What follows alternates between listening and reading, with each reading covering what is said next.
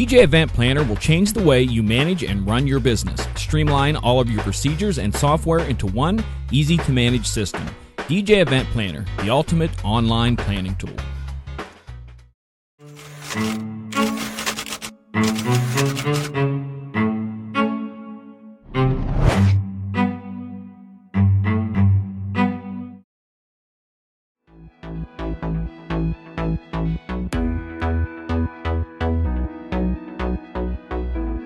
Tonight's DJNTV show is sponsored in part by Electro Voice, DJ Event Planner, ADJ,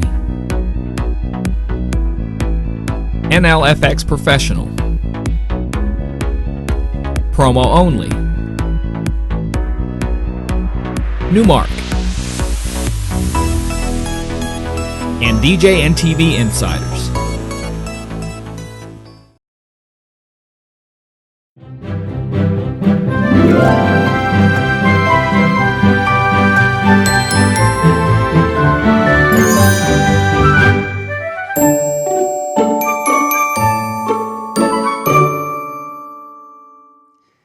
And now, ladies and gentlemen, it's time for Wedding Chat with Jeremy Brech and Dave Ternier. Hey, everybody. Dave. Hey, how are you, man? I'm in the dark. Oh, there we go. Look at that. Did you see that? I did this and my face lit up. That's because you're right next to the camera.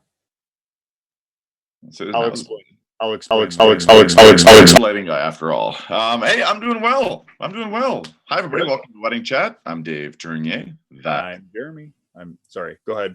I thought your name was DJ. I'm just reading your jacket there. Yeah. Anyway. My name tag. Your name tag. So how was your weekend, Dave? My weekend was wonderful. I had Saturday off, which always feels extra special and warm and fuzzy, which means, of course, that I just worked in my office till 1 o'clock in the morning. Yep. And my Friday night was Daddy's Little Sweetheart Ball, which I've done for a lot of years in a row. So that was a lot of fun. So you were the DJ for that dance? I was. Got it. Yep, I was. Twitter's going crazy on my phone. There we go. And how do your kids? Because we do actually this weekend we have, it's called Ties and Tiaras, and there's 3 sessions. And they have it's just they've doubled their attendance from last year. Last year was the first year they did it. It was huge success. Mm-hmm. And now this year they really, like I said, they had to open up another session next year. They're looking at doing 3 days and 3 to 4 sessions each day. I mean, it's really blown up. But the hard part is my girls are there, mm-hmm. and I am a dad, but yet I have to work. I'm the DJ, and so that's a hard thing to do sometimes. How do you balance that?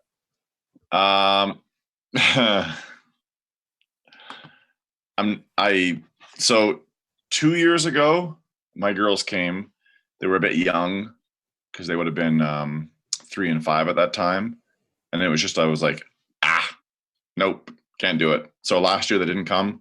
This year we surprised them with them coming. My wife drove them out, and but you know what? I'm not going to do it again. Yeah. It's just too much. I can't focus 100% on the night like I'm expected to, or at least how I expect myself to. Right. And I know there were. I mean, let's be honest. It's a pretty casual night. It's not like if you don't. I mean, it's not a night of cutting from one track to another really fast. I mean, these are for us anyway. It's 2-year-olds to 12-year-olds. Yeah, that's what we've got. Yeah. Yeah. So, I mean, the biggest thing I had to keep track of that night was the score in the hockey game. Oh my goodness. Okay, hear me out. So we had 105 dads, 120, 130 daughters, something like that there. So it was a pretty well attended event. Good. And the Winnipeg Jets, which are the local NHL hockey team here in Manitoba, it was game 6, them against Minnesota, and they were up in the series. So sorry, it was game 5. My bad. It was game 5, and we were like, "Oh my God! I hope all the dads don't ditch out because this entire province is on fire, right?" So we're like, "Look, Dads, you all deserve extra round of applause for coming tonight because Game 5 is on right now. So don't worry, I'll update you throughout the night. Well, it ended up being a blowout for Winnipeg. So every time I mentioned the score, there was a lot of excitement. But yeah. Cool. They won the series. Yeah, I think the hardest part, and you could probably agree with, or I would guess you're probably going to agree with this, is, you have to give all of these kids, all of these girls your attention. And you can't give your girls the attention that they deserve, that their father should be giving them at this type of event. So, that's it's hard. It's a battle, but that's not what it's all about. No, it isn't. Although I want to quickly mention one thing though, because it made me think of something. There was one bizarrely awkward moment that night, and I can't believe I let myself get into it. So when I'm at fundraiser events here, I don't know about you, Jeremy, but whether it's fundraiser event or we have these pre-wedding socials that, give away lots of prizes, I have a policy. I never, ever, ever, ever buy tickets for prizes. You won a prize? I didn't know. Oh. But my daughter did. Oh, no. So did you say her name, or did you not here? I did, and I instantly regretted it. It was one of the 2 grand prizes. What'd she win? A new TV or what? Like this big stuffy couch thing with this special pillow and a brand new bike. Oh, jeez. Yeah. Now, granted, for the record, I insisted that my girls pay full admission. I told the organizers, I'm like, look, I don't want to just bring them. I'm going to pay dad, daughter, it was $100 for me to bring them. So you won. It's $100 for your daughter to get in? So they charge $75 for a dad and a daughter and $25 for every additional daughter. Oh, okay. I got you. So it was $100. Okay. So now I shouldn't have paid for me maybe. But I was like, I don't care. I want them to have the full experience. I don't want to have any guilt. Well, I didn't even think about the fact that, shit, what if they do win? And sure. How am I going to get this home with all my DJ equipment? And I preach to DJs around here, never buy tickets at events. Are you kidding me? People paid money to come to this event. They earned the right to buy tickets and have access to the prices. Not you. You're getting paid. Yeah. And I saw her name and I should have thrown it back and said to the lady, I need another one. That's my daughter. I'm not going to do that. But your daughter needed a new bike, so it was perfect. Well, she did. So what would you have done in that situation? What would you have done? I would have drawn again. I have been in that situation, and I've had that where, and it's, our job as an MC is always to be on our feet, to be thinking, what's the next thing? What could go right? What could go wrong? Yeah. That was an entertainment experience thing. Your job isn't to look to see what you can do right. It's your job to look at something and say, okay, what could go wrong and how can I fix that? Yeah. So again, I've been in that position, and I basically did a redraw. It wasn't my daughter's though. I think it was Sarah. I think Sarah had won something at an event that we were doing, and we were drawing the names, and I'm like, yeah, I'm going to need another one. That's my wife, and it's just, you're right. It's hard to, I don't know why I didn't do that, because instantly the moment the words come out of my mouth, I'm like, why the hell didn't I throw that back? It was so bizarre. So weird. What you should have said is which daughter was it? Kiana. You should have said, and Kiana, can you help us draw the next person?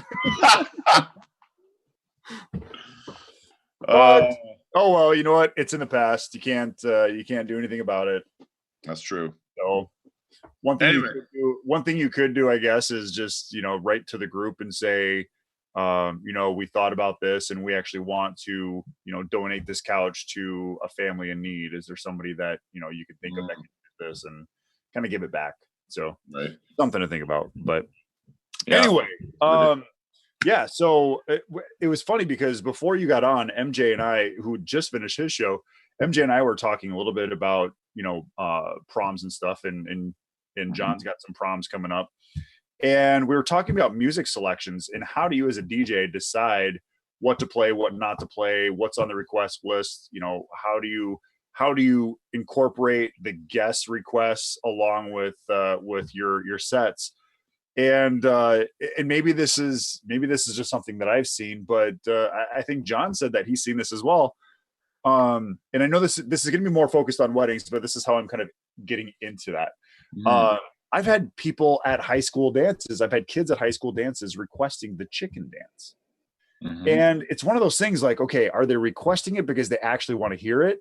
Or they're requesting it to see, will the DJ actually play? They're testing. Yeah. So it's really hard. And I've had weddings that in the same situation. It's like, are you requesting that song because you actually think people are going to dance, or you're requesting that song because you think it's a joke? You know, have you ever ran into that? So what do you do? I mean, if there's a song that you don't feel people are going to dance, but someone has requested it and it's an important song to that individual, how do you maintain that? I have a conversation with them about, you know, why do they want to hear it? Okay. In fact, this is one of the things that I'll be talking about in my presentation at Midwest DJs Live next week. Oh yeah. Regarding word of mouth and, you know, just weird things that I do that often create a lot of word of mouth for me. And one of those areas is requests. I love requests because it is a completely unique opportunity for me to create a unique experience that individual's maybe never had with a DJ before. I'll engage them for 20 seconds. Look, it's not going to destroy my dance floor if I pull away for 20 seconds. Okay. And, if it's a song I know I'm not going to play, I look at them with all the love in my eyes and I say, love that song. Problem is, it's only going to be you and me loving it. What's your second choice? And they're like, yeah. Okay, my second choice is, and boom, diffused, no problem, done. But if it's another song, I'll ask them, I'll quiz them on, so why, I'll say, what's the story? That's usually my line. So what's the story with that one? Yeah, that's good. I've never done that. I've had people request. So for instance, you know, people will come up and they'll request like AC/DC. Can you play Big Balls, or can you play Thunderstruck? Gosh, you know, it's just not a danceable song. But I've had people request not Back in Black, Shook You All Night Long. Is that cool? And I'm like, oh yeah, that'll work too. Yeah. That one's a little bit more danceable and it's a little bit more mainstream to so many people, where Big Balls isn't probably going to cut it, you know. But if, again, like you said, if there's a meaning behind that, then you have to be more open to playing that song. Right. Actually, it was on my St. Patrick's Day wedding that I did. This bridesmaid, or no, it wasn't a bridesmaid, it was just a friend of the bride. She came up and she's like, you have to play Mr. Roboto. I'm like, okay. What's the story? Well, and I didn't ask that question. Like I said, I've never done that before, and I like how you approach that. So I was like, I'll see if I can get it on, you know. And it wasn't on the bride's request list. But then probably like 15 minutes later, the bride came over and she said, hey, can you play Mr. Roboto for my friend? It's like, absolutely, no problem. And, you know, so all of a sudden it goes from your priority list of, I wrote it down, to, yeah, I'll play it next, you know? So you kind of bump it up in your playlist. But you also, and Jason Janai kind of taught me this. He's like, you don't pick out the next song to go with the song that you're playing. You play the next song to the path that you want to get to. And I thought that was really interesting. He's not playing a song. I'm like, oh, this song would sound really good with this. Oh, this song would sound good with this. This is the song I'm trying to get to. So how do I get from here to get to this song? And I thought that was really interesting. So as soon as the bride came up and requested Mr. Roboto, I started figuring out, okay, what songs can get me to that point? So it's not awkward. It's not like a, 50 Cent in the club to Mr. Roboto. You know, how do you transition to that? So I played the song, and I actually had a short edit of the song, because I'm like, you know, no one's really going to get into this, but you know, it's really important to this girl. So I start playing the short edit, and the bride and her have like this whole, it looked like a theatrical like routine going on. Yeah. And I'm like, okay, this is legit. So all of a sudden I find the full track, I drop the full track in, and then I mix it right on top of each other, and then I just slide it over to the full track. and I let the whole song play out. They had every single thing choreographed to this. I'm like, I am glad I played this stupid song. Wow. And I apologize for any Mr. Roboto fans out there, but it's just so weird. And I never thought it was danceable until I saw this choreographed show. So right. But well, yeah, I mean, credit where credit is due. Bill Herman, right? Yeah. You know why? I mean, that's where I probably got the whole what's the story, and and if I was even more organized, I keep telling myself I'm going to do this. I mean, look, guilty Dave moment here. Quite often, 2-3 days before is when I go in and pull all the requests out of DJ Event Planner, drop them into a crate in Serato to make sure I've got them all. But that's the wrong time to be doing it. Yeah. I should be doing that 2-3 weeks before so that I can go, okay, just want to know if there's any stories with this list of songs. What are the stories with the list of songs you requested? Are there certain memories of certain people? Were they from certain times in your life? Who is it that loves this song that told you, hey, make sure your DJ plays this? And that's actually a really good point, because you talk about DJ EP, and I like that about DJ EP is you can actually put notes by the songs. And I usually tell the grooms, if this song is specific for somebody, please make sure that you put that in there, so that way I can acknowledge that moment and make sure that the person's there, and also kind of make that connection on why that's important. Right. Usually, if a bride and groom are willing to take the time to type something in, that song's maybe a little bit more of a priority than all of the other 30-some songs that they picked in their must plays. Yeah, very true. Well, and this was something I picked up from, I think he's called me out on this. I don't think it was actually his idea specifically, but he inspired it. It's one of those two. Anyway, Mike Walter, when he's playing an event, he'll just rename the track. He'll put say if it's, okay, I don't think he does exactly this, but from something he said, this is now what I do, okay? So if somebody comes up and requests Mr. Roboto and it's Lindsay, I'll just double click on the name field in Serato. I don't know if you can do this with virtual. I'll double click on it, which allows me then to edit the name of the file or edit the name field of the song. And I'll type in Lindsay ahead of Mr. Roboto, and I'll just leave it like that. So that way I never forget who it's for. And then once I play it, I'll then just rename it, take word Lindsay out. That sounds like a lot of work. It must be harder to do in virtual than it is in Serato. I think it is. It's awesome because I can have a whole list of requests, the names of every person that they're for, without needing a separate pad of paper or a Word doc open on my computer or whatever, right? Because I don't remember all the names. You're like, holy crap, this Lindsay girl's got 12 songs. Well, and I'll do this as well when I'm setting up requests on the bride and groom. If they have any notes, I'll add that note right into the track so that it's there in Serato. It's there right in front of me. I don't have to reference some other list. Sure. A little tip for all the Serato people out there. So what's some of the craziest requests that you've ever received at a wedding? Oh God, ask the guy with no memory that. Probably one of the most memorable ones was all my East Coast Canadians who are watching tonight will know this. Barrett's Privateers. Yep, nobody in South Dakota knows that. Yeah, Barrett's Privateers is just this bizarrely good song. This male vocal group, East Coast, and the groom was from the East Coast, from Nova Scotia, if I remember correctly. And one of his groomsmen was like, "Hey, can you play Barrett's Privateers?" I'm like, "Yes, I can." I knew right away why he wanted it, and he and all the other groomsmen and the groom, arms over his shoulders, stood in the middle of the dance floor and sang every word of that song to everybody. And if you know what the song sounds like, it's that was. Is it like a Piano Man? Tell you what. Here, let me just. So that's one of the things that we see a lot, like a lot of frat weddings. The frat party will get together in their circle and then they'll drop their pants and they'll sing Piano Man. Yeah. I see. Privateers. Tears. There we go. I'm just glad that no weddings that I've done in the past, they don't go commando. So I'm excited about that. That's been nice. This is Barrett's Privateers.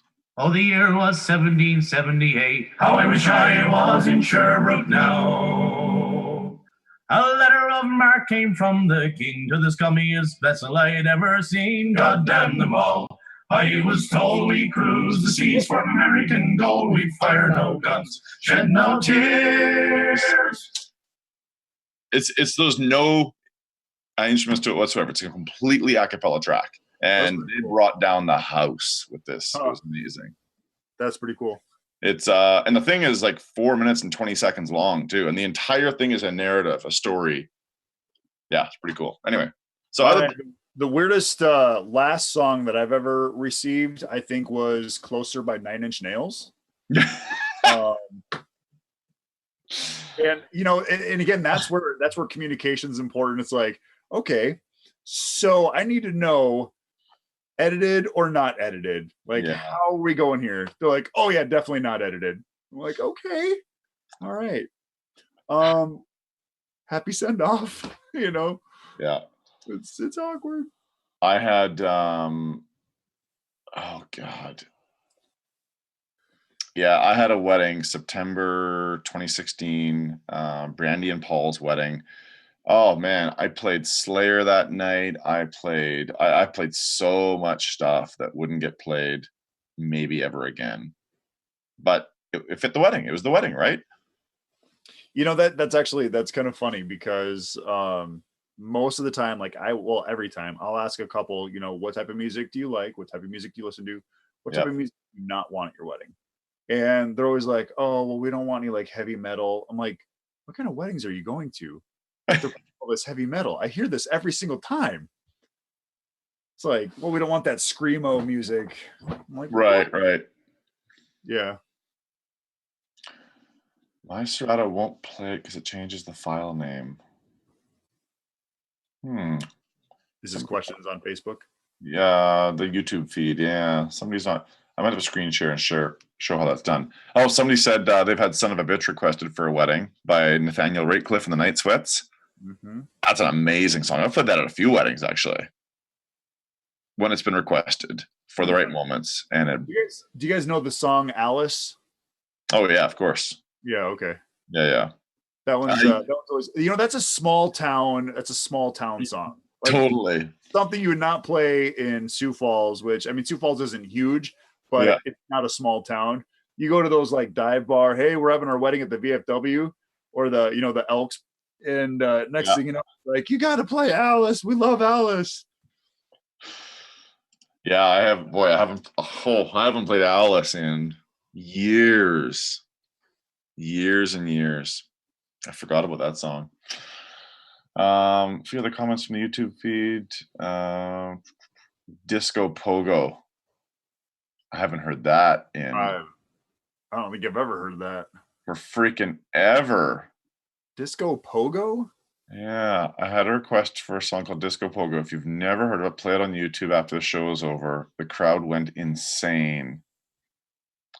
I do know the song. What is this? We had a request. It wasn't my wedding. It was one of our company. We had a wedding on Sunday, and one of their songs that they had requested was like "Falling Tacos." Do you know what I'm talking about? Say that again. Hold on, I'm gonna look it up. Did you say "Falling Tacos" or "Falling Tacos"? Don't know it. I am gonna double check it because it's like a kid's show. Is really what it was like. Whoops. Oh, he sent me that. He sent it to me.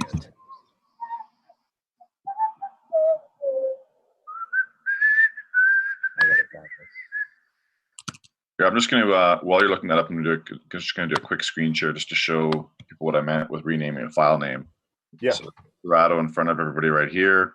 So if somebody comes across and says, hey, I want Funky Cold Medina, I just double click, go, Jeremy, done. As quick and as easy as that.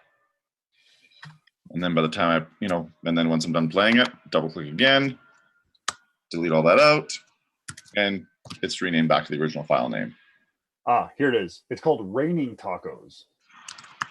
Raining Tacos. I do not have that. It has, it's from 5 years ago. It has 22 million views on YouTube. Wow. Let me see. Let me see if I can share this.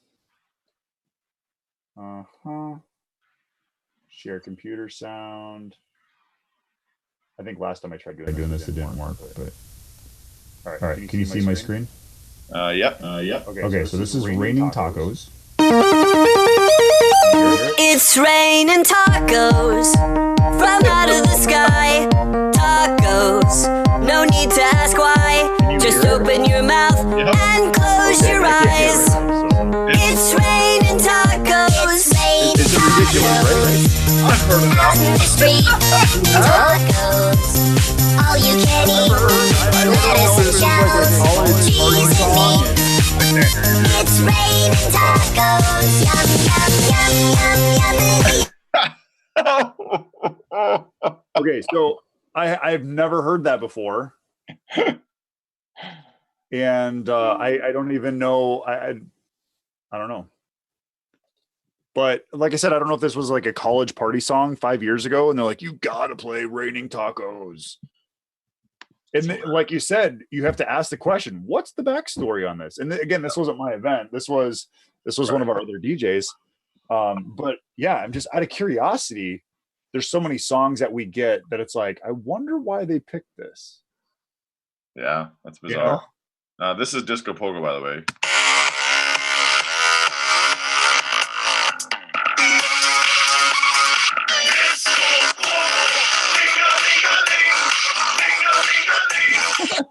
Have you ever heard that before? No, I've not. I have it, and apparently I have it because it's on the Jersey Shore soundtrack. You have the Jersey Shore soundtrack? I do. And maybe that's why that song became popular, because it was on Jersey Shore soundtrack. And you know what? The reason I bought the Jersey Shore soundtrack back in the day was because of this song. You know this song? Beat That Beat by DJ Pauly D? No? Well, I played this at... Yeah, we'll go with the beat.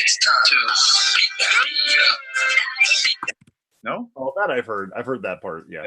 Yeah. I've probably played that 20 times in the last 5, 6, 7 years. It's fun to drop into just drop a little bit of it into the middle of an EDM set or something like that, just to bring the pop feel back to things.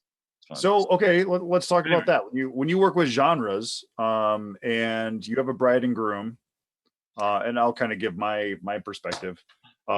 We just lost a viewer because of the Jersey Shore soundtrack. Oh, cool. Well, see you later.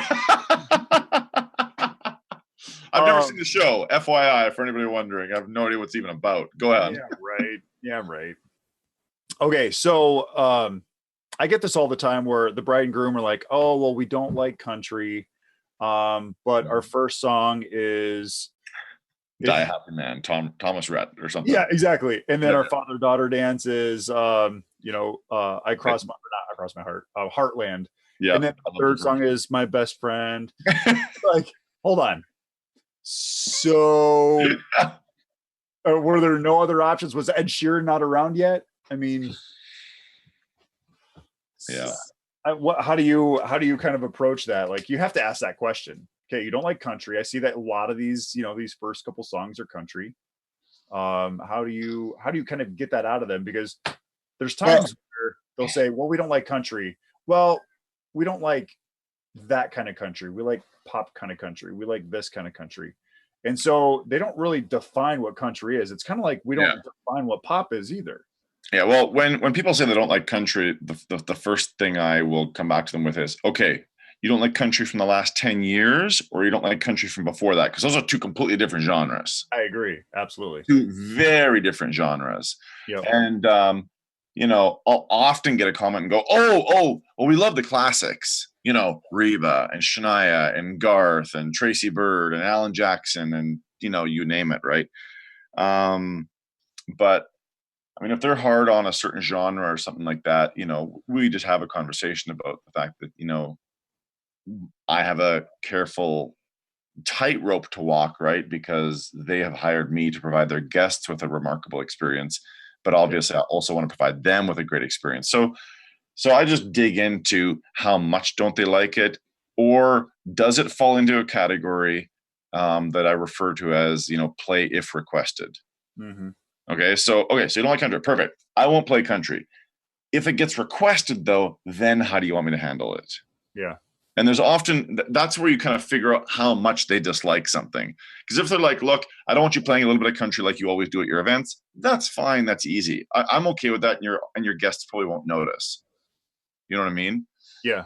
So you have to determine how much their dislike for something is, I suppose. Yeah. And your approach when people come up and ask you, okay, let's go back to chicken dance. I talked a little bit about that at a high school event. When the bride and groom say absolutely no chicken dance, or no, we don't want any group songs. Have you ever had that where a bride and groom are like, we don't want any group songs? Yeah, I think it's been implied. I will say I for the most part only play what are considered those group novelty songs unless they're requested nowadays.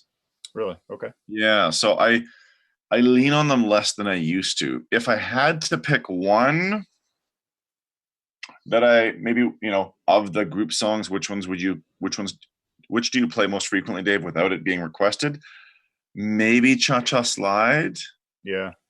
I like so Cha-Cha Slide. I actually love doing a Cha-Cha Slide into Can't Stop the Feeling, or Can't Stop the Feeling into Cha-Cha Slide. Those really mesh nice. And I like to use Cha-Cha Slide. If I have a bride and groom who say we don't want any group stuff, we can't stand the group stuff, then I will blow it off. I will not play it. If I have someone who comes up and requests it, I'm like, you know what? It was requested not to play. Another song I can do for you. And then if I people who keep coming up and asking, hey, can you play the Cupid Shuffle? Can you play the Cha-Cha Slide? Can you do the wobble? Then I will go up and ask the bride and groom. I've had a lot of people asking for this song. Do you mind? What do you think? I obviously want to make your guests happy as well. And it sounds like this is a really important song to them. Most of the time, the bride and groom are like, oh yeah, you can play it. Almost as if they've never had the conversation that they did not want group songs. Kind of like, oh yeah, that's perfectly fine. I'm like, hold on.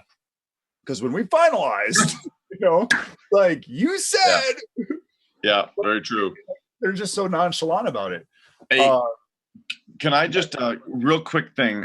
You mentioned Can't Stop the Feeling comes really well out of Cha-Cha Slide. So I don't know how you remember which songs go well together, but I have recently, rather inconsistently still, but recently, like 6-8 months-ish, been doing this. I read this online somewhere. I wish I could remember where, but here's a great way to remember. So I'm going to quickly screen share here. So when I, oh God, those two songs go so great together. So here's Cha-Cha Slide. This is the most common version I play. So you told me it mixes well with Can't Stop the Feeling. So over here in the comment field, double click. I can't see that. Hold on. Oh, okay. Go ahead. So I type in MWW mixes well with Can't Stop the Feeling.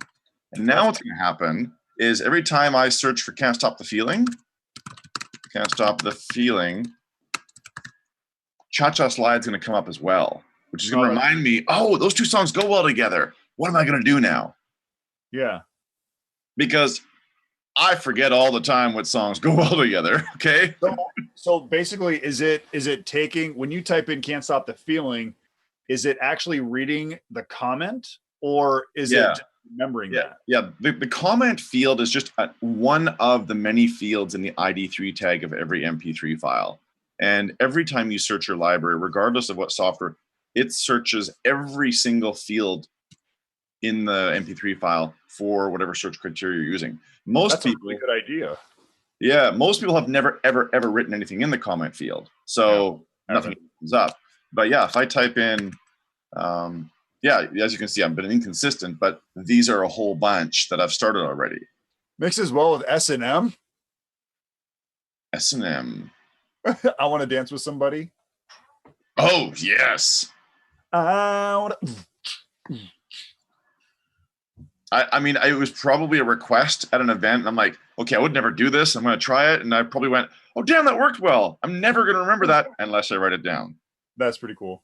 So, yeah, quick little tip there for. Yeah, that's a great idea. So, yeah, MWW mixes well with, and then just go from there. Yeah, so a lot of our intro outro edits, they're basically like, I'll just type in edit, and then I can search all my BPMs, and then it's like, oh yeah, that's a good song. Oh, that's another good song that's close in the BPM range. So I mean, basically, you're doing the same thing. You're customizing it to what you know works well, as opposed to just looking at edit. Right. Yeah, that's pretty cool. I learned something tonight, Dave. Woo! And apparently so did a few people on the YouTube feed as well. Awesome, Dave. I do the same thing, except I type in blends well with. Okay, yeah. Never thought of that golden nugget. Cool. There we go. Helped out a few people tonight. Woo! About time. Man, you've been a couple shows and everyone's like, Dave is just failing me.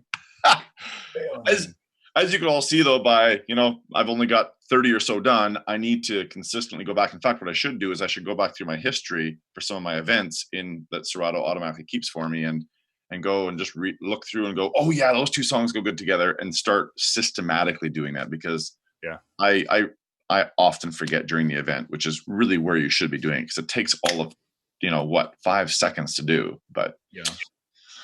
So hey, we've got like 6 minutes left, and I know that we wanted to kind of touch a little bit on Midwest DJs Live, which I don't know if you've talked to Mitch lately. I talked to Mitch last week, and man, that guy's put so much hard work into this show, and everybody who's working on Midwest DJs Live is just putting a phenomenal workload into this. They have over 100 and some people. A couple years back, they were like, hey, we hit 30. Hey, we hit 60. Oh, we're at 80. And now I think he said they're about 130 some people. Yeah. And, I mean, I don't think this is a convention that's going to, it's not going to be a DJ Expo. It's not going to be a wedding MBA or a mobile beat. It's not going to be like that. And that's not the purpose to it either. Exactly. That's exactly what I was going to say. I think that's the whole idea of what this show is not trying to, it's not trying to make a 700 person show or a 2,000 person show. Mm-hmm. I think the intimacy of this show is really the exciting thing, because everyone gets an opportunity to talk to each other, and there's hallway talk, and there's just some really great content. And this is your first speaking engagement, so that's congratulations. That's going to be exciting. I'm not sure who's excited, but sure. I'm looking forward to it. I am excited. It's you gotta get. I just have to suck it up and stop being hard on myself. You have to get the first one out of the can, let it fall the way it does, and then fix it from there, right? And yeah, it's on. Slides are sent in. I'm rehearsing twice a day right now. Nice. Yeah. Yeah. So tell a little bit about your presentation. What's your presentation about? It's called Word of Mouth, and it's simply I want to argue a couple of things. Number one, that word of mouth, while we all say it's a great thing and it's the best form of marketing, very few of us leverage it to work in our favor and do things.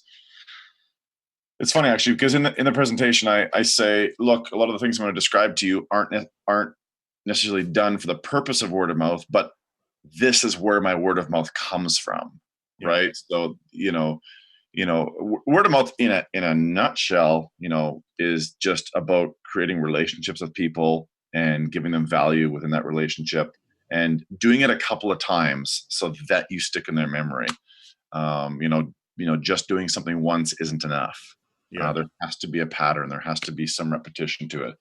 So, and then there's some weird things about how, I stay forever, at the end of an event, load out. What does load out have to do with word of mouth? Well, with me, it actually has to do with a lot. I'm notorious. It's a bit of a joke actually in this region that Dave takes forever to load out of his events. And it's true, because I spend a ridiculous amount of time socializing with everyone following the event for the purpose of word of mouth. I will spend 10, 20 minutes just visiting with mom and dad, bridegroom, wedding party, the general public. I want to come out from behind the booth and just show them that I'm just a fun person to hang out with. Yeah. And that is translated into so much for me. Yeah. It's weird, but so. Well, now nobody can come to Midwest DJs Live because Dave just told you his entire presentation, exactly how it's going to happen and how he's going to close it out. Yeah. So no, I'm excited. I'm excited to see you. I think last time was Mobile Beat. I think was last time I saw you. Yeah, that was a long time ago. Yeah, over a month. So it'll be great to catch up. It's always great to catch up. And my presentation, I actually did this I was going to save this for Midwest DJs Live, but I actually presented this at Lighting Symposium and everyone was just ecstatic. It's called This Little Light of Mine. So, basically what we're doing is I'm taking you behind the scenes on some of the biggest events that we've done in the past, design wise, why we did this, why we use this light, why this light had this angle, all these different things that kind of create the design concepts and why I think of certain things the way I do and how I think of those things. So I'm excited to share that. I had an hour to do it at Lighting Symposium and I went like an hour and 5 or hour and 10. So now I have to compress this down to 45 minutes. So we're going to see how fast I can actually talk and go through this presentation, but I'm excited because I had such great feedback from at Lighting Symposium. I'm excited to share this with even more people and inspire more people. And cool. that's really what I love about, my YouTube channel. That's what I love about doing the show with you. It inspires people. And I'm not, I don't do it for money. I don't do it for, for the wrong reasons. I do it because I hope people really take away some great things and make a difference in their market. So, I'm excited to share it with 100 plus people at Midwest DJs Live next week. Yeah, very true. I'm pumped. Can't wait. I'm looking forward to seeing everybody there. Hopefully there's a couple people watching tonight that will be at Midwest DJs Live. And if you and I have never met, please come on over, shake my hand, let's grab a coffee, drink, whatever. I'm all about that. So absolutely. Yeah. And same here. I mean, I talked to someone, actually a close friend yesterday, and they're like, well, you've been just blowing up all over the internet with your YouTube thing and you're doing all this lighting stuff. And, you're really becoming this bigger person. I'm like, I'm no different. I have the content, but I'm just a normal person like everybody else. So I encourage anybody who wants to talk, who wants to learn, who wants to ask questions or, like you said, shake hands, whatever it is. We want to do that. We're no better than anybody else just because we're on a show or we do this show. We care about everybody in this industry and we want to reach out and talk to everyone. So 100%. 100%. Yeah. Talk to us. Outstanding. Well, is that a wrap? That's a wrap, man. We'll be Midwest DJing it live next week. I hear we will be. We'll do our show from there. It might be pre-recorded, so if you ask questions or anything, we might not answer you. But we look forward to sharing a lot of inspiration that we get from the show next week with all of you guys. Yeah. Week. Awesome. Take care, everyone. Good night. Have a good night.